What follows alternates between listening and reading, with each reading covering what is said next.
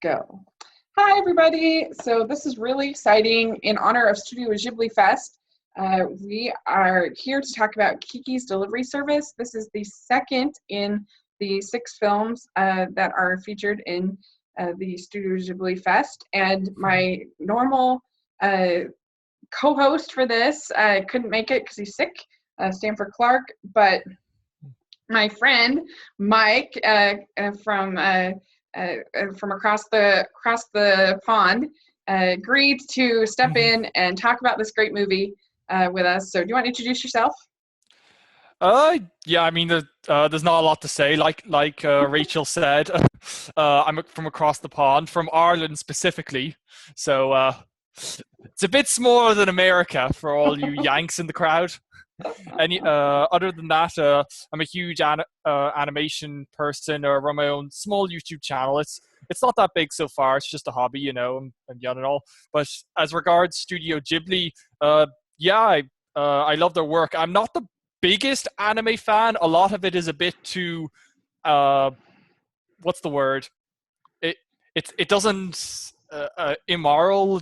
Not immoral, but it ultra violent or ultra sexual or whatever. So a lot of anime can be like that to me. I mean, I try to keep an open mind, but obviously Ghibli's works are, with a few exceptions, they're all just brilliant. Yeah, I can see what you're saying. I've never gotten into particularly the television anime, like the series, something like Digimon or stuff like that. I want to, because I feel like that's something I need to sort of check off my list. But as far as movies, the Ghibli are top notch, top notch.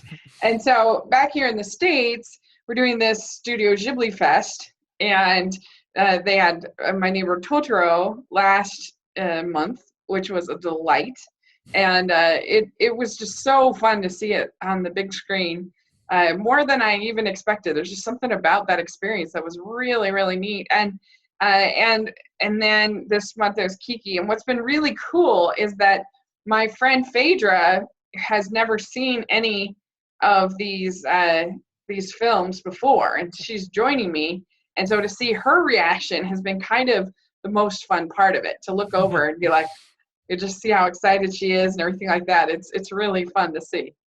And to hear sort of the kids and the crowd like getting so excited and really enjoying it is really cool. It's cool to see. Here's a good question. Like, of the 2 screens you've been to so far, what's the audience share like in terms of how many adults, kids, all that, compared to other? I got to Kiki's kind of late, so I didn't have a chance to sort of look at the audience as much. But it seemed like Totoro had more kids, which kind of makes sense because Totoro is so kid friendly and everything. But yeah, I mean, I would say it's probably, like, for Totoro, it was probably 60-40, and maybe for Kiki, it was maybe like 40-60. Yeah, so quite a few kids, and they're enjoying it. So, and I went to, there were probably even more kids at the dub. I went to the sub. Oh, so each film has both dub and sub screenings? Yeah. Ah. So the dubbed screenings are on Sunday night. The sub screenings are on Monday. Yeah. So, yeah. To be fair, I mean, if you're a kid and you're watching animation, you're going to want to see it in your native language. That's just fair enough. Well, especially pre-reading kids, Oh, yeah. Obviously. Funny you should bring up the dub and sub. I'd seen Kiki a few times before, but in preparation for this, it was the first time I'd watched the sub of it. Yeah. What do you think of it? The comparison? Well, I haven't seen the dub in a few years. I mean, script-wise, there's barely there is very few changes. Acting, obviously, you can spy a couple here and there, particularly in the Cat of Gigi. But as always, really, it's just the minor things. So it's like all Ghibli dubs. The original is probably better, but it's so minuscule that I could watch either. Yeah, agreed. I prefer the sub always, but they do good, especially the ones that were managed by Disney and John Lasseter. Those Mm-hmm. are very good dubs. So, and it is kind of cool to hear Phil Hartman as Gigi. That's sort of cool because he's such an iconic. I love hearing his voice, and so yeah, it's a really good dub. Very, very good dub. Some people even prefer the dub in that particular case. Well, they might have grown up with it, I suppose. Yeah. Yeah. What are the other 4 films in this Ghibli marathon? They have Castle in the Sky next month, and then there's Nausicaa, and then Spirited Away, and Howl's. Yeah, Howl's Moving Castle. Oh, Princess Mononoke isn't in there? Huh. Yeah, I was really surprised that they picked Castle over Princess Mononoke. And I was really kind of disappointed that they don't have any Takahata, that it's all Miyazaki. Like, that might have been cool to throw one of the Takahata films in there. Like the Only Yesterday or something like that, just to kind of, because they're both so good. I can understand why they wouldn't want Grave of the Fireflies, because he's such a downer. But but I don't know. It would have been nice if they had done that, or the Tale of Princess Kaguya. But Only Yesterday is probably his most approachable movie, I would say. It probably is. Well, I mean, I guess My Neighbors the Yamadas would be the most, but that one's not hasn't gotten a U.S. release yet, so that wouldn't happen. Oh yeah. I think that now with G-Kids purchasing or whatever, I don't know, they got the distribution rights now at G-Kids over here to Studio Ghibli, and so I think that they will be doing a release of My Neighbor the Yamadas probably next year, is my guess. Oh yeah, didn't they do a dub of Only Yesterday just like last year? Or yeah, just last year. It starred Daisy Ridley from Star Wars, wasn't it? Yeah. I haven't seen that dub, but it's good. I really enjoyed the movie, particularly the kid parts. The adult parts are a little preachy to me, but with the environmentalists, which is a good message, but I don't know, it's just a little heavy-handed. But the kid parts are just adorable. So good. God, they are. So, well, let's talk about. So, what did you think about Kiki on the rewatch? What was your overall thoughts? Yeah. Well, let's see. It's not Miyazaki's best film. Obviously, it's. I think an important point to bring up actually is that this is the first film, Ghibli film of his that like he didn't concoct from the beginning. Others were making it and it was in trouble, and then he basically stepped in. So it wasn't as personal a project to him as something like Totoro was, for instance.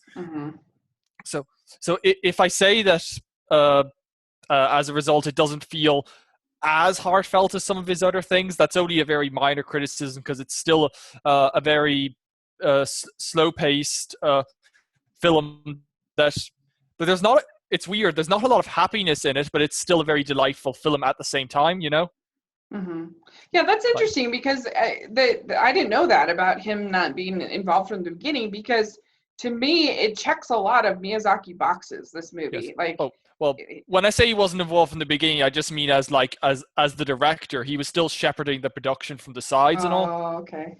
Because many times throughout Ghibli's history, they try and pick a project to shepherd new talent up to the directing position, and almost every time it doesn't go the way it's supposed to, and Miyazaki steps in to direct it. The same thing happened with Howl's Moving Castle. Yeah, I did know that about Howl. That's interesting. Oh, too bad. If you were going to say that there are Miyazaki tropes, this one has all of them. It's got the talking animals. It's got the flying, the European city kind of locale. It's got the young girl who experiences some kind of mental health, kind of just sort of depressed, and so those kind of things. But I really enjoyed it very much. I actually did a podcast last year with Mm-hmm. my friend Durbin over at Durbania, and it was a different kind of podcast than this one because he had never seen any Studio Ghibli films at all, so it was more of like an introduction to him. Okay. And I do think that this film is a great film to introduce people to Studio Ghibli because it's just Mm-hmm. it's very digestible. It's not as like insane as like as Spirited Away or Mm-hmm. I don't know, Mononoke. yeah, Mononoke, or and it's certainly not as emotionally challenging as like A Grave with the Fireflies or something like Mm-hmm. that. And so I feel like this or Totoro or Ponyo. I feel like those are the three that are Yeah. the best sort of introductions to Yeah. Miyazaki. Funny you mentioned Kiki being one of the better introductions to Miyazaki. Something I read when I was researching this was that this was the first Ghibli film to make a profit in theaters. The previous ones only made a profit after home video. Interesting, because yeah, this Yeah. came out in 1989, Mm-hmm. so this was very early on Yeah. in Ghibli when it first came out in Japan. And it's an interesting movie because it really doesn't have a whole lot of plot. It's so people that are sort of need a lot of plot in their movies might think it's Mm-hmm. boring, but it's just sort of following this character Yeah. in her life. Yeah. Um, I can't tell you how many times when someone watches their first Ghibli film, their reactions are basically, "I didn't know animation could do this. They didn't do all of the tropes that Disney did. They didn't have it fast paced or hectic or anything." Well, I yeah, say Disney, I mean American animation as a whole, of course. right, But right. and there's so many people that watch it that don't like animation much except to entertain their kids that love Ghibli films. It's just amazing. Like it's because they Yeah. treat the audience with respect. They're like the family films of old, when Mhm. everyone put their all into it. Yeah, well, and there's an emotional honesty to this movie and to all of the Miyazaki and Takahata movies Mm-hmm. that yeah, they might just be a simple story, but there's an emotional core. There's and they managed to control tone, I think, really well too. And it's just such a joyful experience to watch them to me. Yeah, And yeah, of course. so I really, really enjoyed watching it, maybe even more so than watching it at home when I done the podcast last year. Because I think I gave it like a B plus last year. And I don't know, I was so happy after I watched it. It really made me happy. And so I don't know, it's an interesting thing. But what do you think of the whole sort of concept of the you have this 13-year-old girl who it has to go, and it's the witches code or whatever that when Mm-hmm. you're 13 or around that age, you set off on your own and find your own town and you make your way on your own. What do you think about that whole sort of conceit?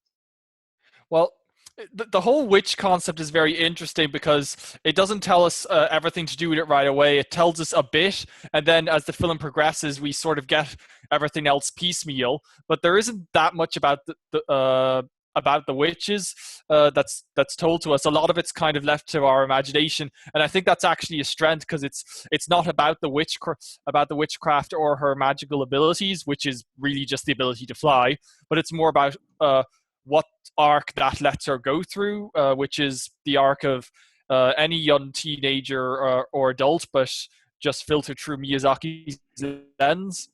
So, Yeah. but yeah, no, it definitely works really well because it allows for tons of great points that would be denied if the film were more realistic. I mean, she has a cat that talks to her, so she always has someone to bounce off of, rather than being alone for large stretches. Uh, Mhm. so that's one thing, and we'll get back to the cat later. But he sort of balances a point where he's both humorous and joyful, but then later on he actually becomes a pivotal plot point by something that happens to him, kind Mhm. of. Right, But, right, but, right. but we'll get back to that.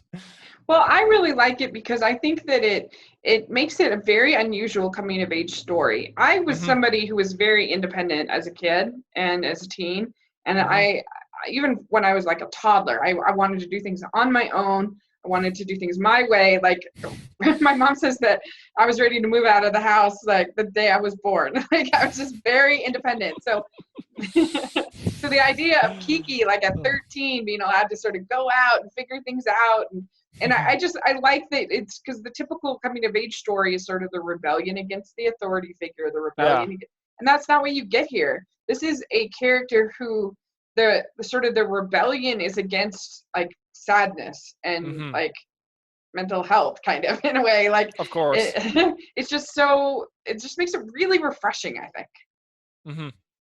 That you have this character that's just taking on the world, but she makes mistakes, and she has all these insecurities, and just makes it feel very authentic. So yeah, I really like the setup. I think it's very unusual and unique. And of course she goes out on her own, and she meets this woman who is a baker who agrees to sort of let her have a room in her house and to do deliveries on her broom, and things are going pretty well for a while, and they're feeling pretty good. And she meets this other boy named Tombo, and so what do you think of Tombo? It was interesting because in his first scene where he comes up to Kiki after he distracted a police officer, at first I thought the film was going to be posing him as some kind of foil, someone who would show up every often and annoy Kiki, but not otherwise be of much use to the plot. And then I realized, wait a minute, this is a Miyazaki film. He wouldn't do something like that. And yeah. And after the scene later, where at first he just kind of keeps coming along, and it seems like he's pestering her, but then we kind of realize that he's actually being gentle and fair. But Kiki isn't being, unfair either. She's just trying to absorb all that's happened to her, which is why she's so resistant to him for a while. Yeah. Well, and he's a necessary tool. Like you could say that sort of he's there to be rescued, and you can kind of see that coming. And so he sort of works, he's a helpful tool within the plot. But I also think like sort of his unawareness of his friends and the way that impacts Kiki, I think is very important to the story. Oh yeah. Like there's such a contrast in that particular scene, because after they crash but they're okay, Kiki is laughing her gut out. She's so happy, and then the friends show up and are like, "Hey, come with us to the blimp or dirigible or whatever," and she just goes from happiest day of her life to really reserved and quiet and somber. And after she leaves, she starts losing her magic and whatever. Yeah, I really related to that. I mean, I think that most people can, that feeling when you're that age of just. I mean, I was bullied as a kid, and so certainly I can relate to it. But I think anybody can, of just like that frustration of social interactions when you're that age. Are just so like it's just so overwhelming sometimes. Yeah. And it can be so deflating. Just the littlest thing can really upset you, and can and I don't know. I love the fact, to me, one of the great things about Studio Ghibli films is that they treat children as like real people, not as they don't patronize to children at all. Like they treat it's sort of like, I think Pete Docter films do the same thing, with Pixar, they treat them as authentic characters who can have thoughts and experiences and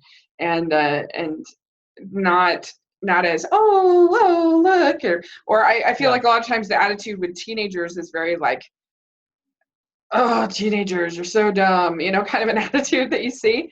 And I feel like with Miyazaki, he really respects, that's the word, he really respects adolescence. And so, and what they're going through and what they experience. Yeah.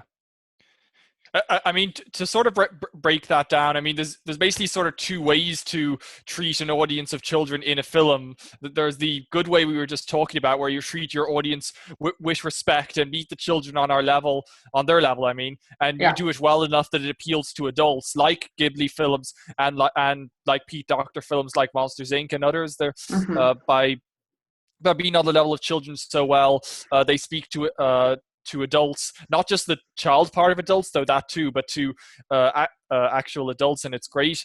But then obviously a lot of family cinema just sort of thinks kids have really short attention spans, and just things happen, things happen all over the Yeah, place. yeah, yeah. Otherwise, they'll change the channel or say, "Mommy, I don't want to watch the film. Can we go outside?" or whatever. Yeah, like your Minions approach of just kind of, Uh, yeah. yeah, yeah. Right. I agree. And this is definitely like slower and more thoughtful, and but it's still cute. It's still got that like kid appeal, and kids love this movie. Kids love this. It's sort of like Mm-hmm. it's very interesting to me because in my experience, there are a lot of movies that adults think are boring, kids Mm-hmm. love. Like I have Yeah. seen so many times, kids love Wally. And I've met a number of Oh adults who are yeah. like, oh, it's boring. But I swear I've never watched it with a kid that wasn't like completely engaged with it. And Yeah. it makes sense when you think about it, because I remember my sister when she was like, I don't know, 4. She had Mm-hmm. a tape of just barnyard animals. That's it. There was no plot. There's no story. Like it was just watching the animals, and she was delighted. And I remember my brother had a similar one. Was just like construction crew. It was just like trucks. Mm-hmm. He loved it. It was great. Yeah. Uh, and so I don't know. I think that we sometimes we Yeah. forget that, I guess. Yeah. That Uh, kid, yeah. it, yeah. It's only kind of related, but you actually reminded me of something on that topic that I think is interesting. A couple of months ago, we had the children of a friend over at our house, and we were choosing a movie to watch to entertain them. And I think I was suggesting either Lilo and Stitch or The Iron Giant, right? And Yeah. Ooh, good but choices. my brother was for some reason the kids gravitated towards our box of The Great Escape, and I didn't think they would like it because it was such a long film, but they were fixed to the screen the whole time. So I definitely think it's wrong to assume that kids won't watch longer or more slow-paced stuff. Yeah. It's all Agree. about how well it's executed. Yeah. Agreed. And it Yeah. depends on the kid. Hmm. Every kids are a little Yeah. different too. But Yeah. yeah, I just love like I said, I love the fact that I feel like Miyazaki really respects his audience, and he Hmm. makes something special for Yeah. them. So, okay. Hmm. So, what do you think of Ursula, the painter, and their relationship? Oh yeah. That's interesting because, well, I might tell the viewers what happens with on one of Kiki's first deliveries. She loses a stuffed cat toy in the forest, and in order to not be late, she has her cat pretend to be a cat toy and pose at the house for a while, so then she can go find the stuffed cat.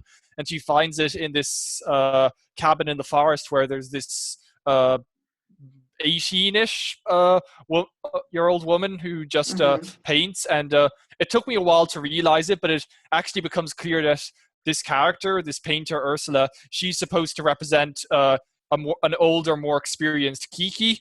Mm-hmm. Yeah. And Interesting. Yeah, I can see that. yeah. But what draws that connection even further, in the Japanese, they're actually voiced by the same actress. Oh, interesting. I didn't know Yeah. that. Yeah, but and it becomes very pivotal later, because when Kiki loses her powers and she spends a night with Ursula, Ursula compares it to when she's going through artist block, and sometimes if you can't get back on track with whatever it is, you just need to take some distance, go do other things, and then when you return, you may find that you can potentially deal with the problem. If you can't deal with a problem, get some distance and come back to it, basically. And it's so Mm-hmm. true. Yeah. Yeah. Well, and I like too that like their friendship is very authentic. I've used that word like a million times, Yeah. but But I think that one of the things that can be problematic for kids is that they spend all day with kids their own age, and Hmm. when it's a good experience for kids to have all different ages, whether it's an old Yes. woman, whether it's Hmm. somebody their Yeah. mother's age, or somebody that's a young adult or whatever, that to be able to talk and relate and Yeah. everything like that. And I think that all is part of the reason why we wanted it to start in this really independent way, Hmm. is that Hmm. it kind of gave Kiki that freedom of not having like Yeah. school and not having the typical sort of things of that age. And so I really like their friendship a lot. I think it's very well Hmm. done, and I do really like the sort of the comparisons between art and magic. It's Yeah. really really good. Yep. Um, You kind of just made me realize something, which is that of all the kind of recurring characters that appear more than once that Kiki meets during her journey during the film, they all kind of belong to different age brackets. The only one yeah, that's a kid like her is Tombo. Then we have Ursula, who's a young adult. Then there's the baker, who's I mean, I couldn't guess for certain, but I guess somewhere in her late 20s, early 30s. And then you have the older woman that she visits once or twice as well. yeah. So she kind of interacts with all different kinds of age range, all kinds of levels of experience, as it were. Hmm, hmm. And now that I think about it, that probably contributes to her development a little, Oh yeah. maybe. Well, they're the ones that are able to kind of reassure her when it's the ones that are her own age that are the ones Mm-hmm. that make her depressed. This is Mm-hmm. interesting. Oh yeah, like I think a kid needs lots of adults in their lives. To sum it up. Yeah, definitely. I do. I like that relationship she has with those old women. I think Mm-hmm. that another thing that Miyazaki is not patronizing to. I love the older characters in his Mm-hmm. movies. I guess with the exception of maybe you do have one evil old woman in Spirited Away, but for the most part, they're really wonderful, wonderful characters. Okay. Yeah. But it certainly works in that film. Yeah. Spirited Away is an interesting comparison because I mean, both that film and Kiki have basically two young female protagonists. I mean, that are roughly the same age, 11, 13, that sort of thing, and they go through not unsimilar arcs of development. I mean, the specifics are obviously different. Like Chihiro is learning basically to be a leader and self-assertive to save her parents, whereas Kiki is more being independent, learning to take charge of her life, but letting other people help to support you along the way. So they're Yeah. different, but they're similar at the same time. Yeah, it would be really interesting to do some kind of thesis on the young women of Miyazaki's movies, because also you have Sophie in Howl's Moving Mm-hmm. Castle. That's also an interesting character. Different comparison. She's more Mm-hmm. emotional, I think, than either Mm-hmm. Kiki or as far as crying and things like that. Yeah. Than either of those. I don't know. It would be interesting to kind of dive into that a little bit. But why do you think that Kiki does lose her powers? And did you what do you think of that whole journey? Uh. Well. Hmm. This is a tough thing to phrase out loud, but the cat. So the cat Gigi, when she starts to lose her powers, it becomes apparent that she can't speak to the cat anymore. Yeah, Hmm. and and at first I thought that was what part of the losing powers, and when she got her powers back, she'd be able to speak to the cat again, but she didn't. Even when she got her powers back, she couldn't speak to the cat. So it's clear that uh, only only when you still have that innocence of childhood can you still speak to the cat. And as the film goes on, she loses that, and even though she still has a magical cat as her companion, they can't communicate in English anymore, or Hmm. Japanese. You know what I mean? Right, right, right, right. Yeah, but as to why she loses her powers, I mean, obviously specifically we don't know, but I think uh, that's kind of the point, that it just relates somewhat to whatever depression, for lack of a better word, she's going Yeah. through. Yeah, I mean that's kind Yeah. of one of the things. It's not scientifically explained, but it doesn't need to be. It just needs to have thematic resonance, which it most certainly does. Right. Agreed. Yeah. So she has this negative experience with these friends of Tombo's, Mm-hmm. and she ends up, and then she also, they're really rude to her when she goes out of her way to deliver this cake, I Mm-hmm. think, or casserole, I can't remember. But anyway, and she's all wet. She's and she gets sick, and I don't know. It's just like something inside her kind of dies, and she just has Mm-hmm. the hardest time sort of bringing it back again. And I think that anybody can relate to that. That sometimes something inside you just isn't right. Like it's just you're Mm-hmm. just lost. It's like something. And I remember when I was really I was really unhappy in my work, and I really Mm-hmm. hated my boss. I hated my job, and I was just so miserable. And I remember my mom saying, like, you faced way harder trials than this. Like, I've had, health trials, I've had different trials. She's like, why is this so hard? And it was just like, I just said, it feels like there's this black cloud over my life, and I can't do anything to make it go away. Like, whenever I had anything else bad happen, there was always sort of like, I could see, as soon as my knee heals, soon as whatever happens, like I can Mm-hmm. see sort of the end. But when you're in this kind of Yeah. depression, it's just like it feels like this loop that you just can't get out of sometimes. And Mm-hmm. that's why it just feels so authentic and so real and emotionally true, that that she, and it's sort of Yeah. symbolized by the fact that she loses her magic, but she just gets in this funk, I guess you might call it. And that's why it's so nice when she has this moment with Ursula where they talk about how both of them have experienced this, and how and Mm-hmm. that can be so, like, so moving when somebody, instead of just saying, like, why don't you feel better, or why don't, when you just hear somebody be like, yeah, I've been through a similar experience and I have empathy for you, and here's my experience, that can be Mm-hmm. so much more helpful than like someone trying to give advice, if that makes sense. Yeah. So No, I mean, I guess all I can really say on that is some filmmakers just know how to, do plot points and thematic arcs in such a way that they reign very true. And Miyazaki is one of yeah. them. Like Miyazaki can't do stuff without full commitment and sincerity, and that just makes his films so powerful. And that's certainly one of the reasons why they have such resonance with people. Hmm. Yeah, And agreed.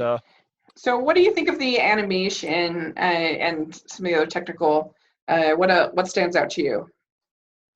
oh, it's interesting. Well, if we compare it to some of the other Ghibli films for around the time, it's a little more. It's a little more, to use an unscientific term, cartoony than the others. I mean, to look at your T-shirt, we have this cat with this big white eye, these big white eyes. So he's certainly very anime cartoony. I don't. Nothing is as over exaggerated as he is, but it's still not as realistic as some of Miyazaki's other films. I mean, it still has all the usual depth to detail and movement and pausing and all that. But I think the fact that it's a cartoon definitely helps it because, well, when I say a cartoon, I mean within reason, of course.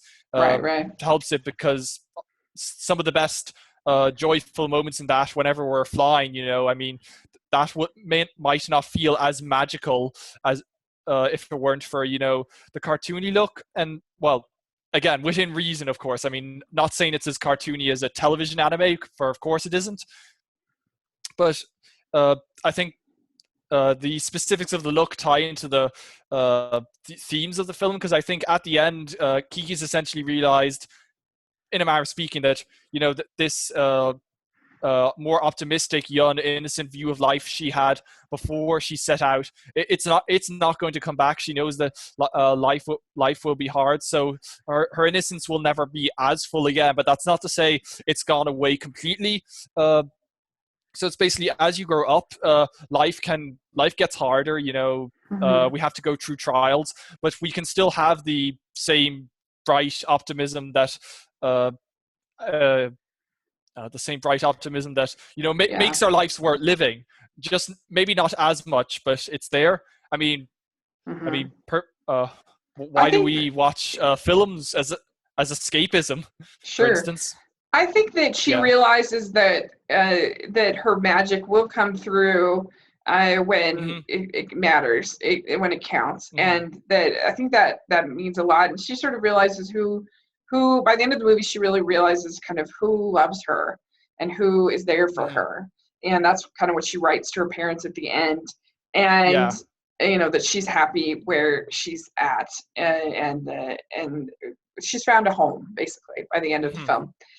But yeah, I love the animation in this. I think it's really wonderful. You definitely get that feeling of that they do. The sound design Yeah. is so good in all Studio Ghibli films. It's just amazing.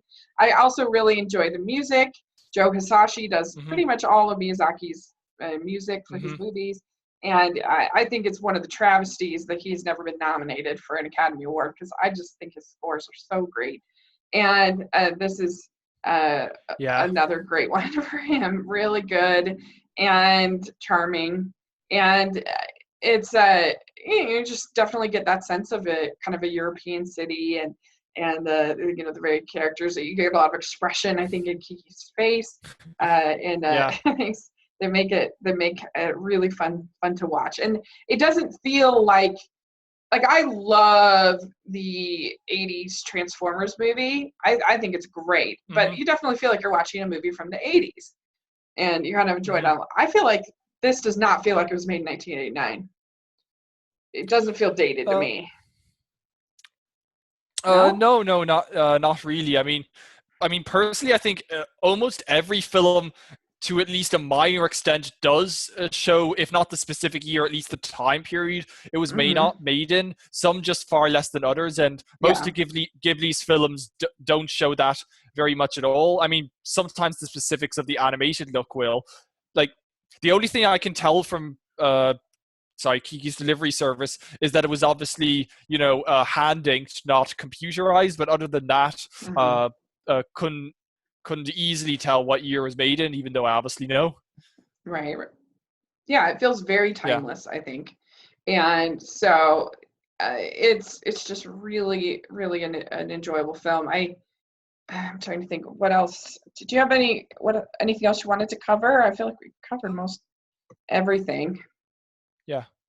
Well, just a couple of random points that occurred to me during there. You were mentioning obviously how great the music by Joe Hisaishi is, and he brings wonderful music to all of Miyazaki's films. But whenever I do watch anime films, I'm often reminded about how they use scenes with no music as a tool. Like Yeah. they don't insist on wall to wall music as much as Hollywood films. There's one scene early on.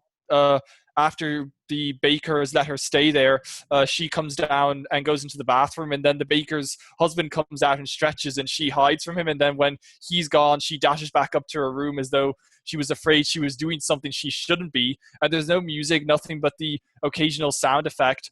And it's an odd moment because in terms of plot, it serves no purpose, but it's just a little way of showing how she kind of feels about this new attic situation she's being thrust into. And I think if there were music there, it might not be as subtly effective, for instance. Mm-hmm. Just as a random thought. Yeah. Now, I'm sure That's true. these kind, yeah, yeah, but Mm-hmm. that was a very cute but effective moment, I thought. Other than that, I can't think of anything really. I think Yeah. we said most of everything. Yeah. Hmm. Yeah. I mean, did you like Gigi as sort of comic relief, as sort of a sidekick? Yeah, he worked really well. As it's been a fair few years since I saw the English dub, so I can only remember generalizations about Phil Hartman's voice of him. But obviously, in the sub, it's pretty typical uh, anime cat with a really high pitched, squeaky, girly voice. But he's not making wisecrack. He is making wisecracks, but in a kind of subtle way. So he's certainly very cute and charming. I mean, not as cute as say a Totoro, but he's up there. Yeah. Agreed. Yeah, Yeah. agreed. So Hmm. I think it works, and it's just kind of, and like you said, there's a actual thematic importance to the story, not just a sidekick for sidekick Hmm. purposes, like you Yeah. often see in modern films. So yeah. Hmm. So what out of like 1 to 10, what score would you give Kiki's delivery service? Let's see. I think I'd give it an 8, but a very strong 8. Hmm. Yeah, Understandable. yeah. Before I gave it an 8.5, Hmm. and that's probably pretty accurate, but I just had such a pleasant experience watching it at the theater. I'm feeling like, I should give it a 9 because it was just so much fun. So it's somewhere in between there, Yeah. is my thoughts on it. It's a really wonderful little film, Yeah. and so I really enjoyed watching it. And so thanks so much for joining me to talk about Kiki's delivery service. I really appreciate it. Not at all. Not at all. So where can people find you? Let's see. You can find me on both my YouTube channel is called Cartoon Karma, so you can find me on YouTube and on Facebook under the same name, and on Twitter at Toon Karma. Yeah, so that's where people can find me. Awesome. Great. Yeah, you should definitely check out. You had a recent review, right, of Cars which is 3. your Cars 3. That's what I thought. Yeah. Yeah, so you want to check that out for sure. Hmm. And I can be found at Smiling LDS Girl on social media, and 54 Disney reviews on my blog. I just reviewed on my blog a anime film called A Silent Voice, which was very good. Hmm. Beautiful film. And so I'll put a link down to check out that. And tomorrow I will be seeing the Emoji Movie, so it's happening. And my friend Phaedra is going with me. Oh. It's like, be more fun to see a movie like that with a friend. And I'm like, see, I gave you Kiki's delivery service on Monday, and now I'm giving you Emoji Movie on Friday. It's like the whole spectrum. But anyway, so Well, at least the two of you can despair together. yeah, right, exactly. So, uh, so that's something to look forward to. It should be hopefully hopefully it'll be fun. I'm going in trying to be as positive as possible, because what's the point in seeing it if you're not gonna be positive, right? Not gonna go in Mm. with a positive attitude. So anyway, all right. Well, thanks so much, and we will talk again soon. Okay.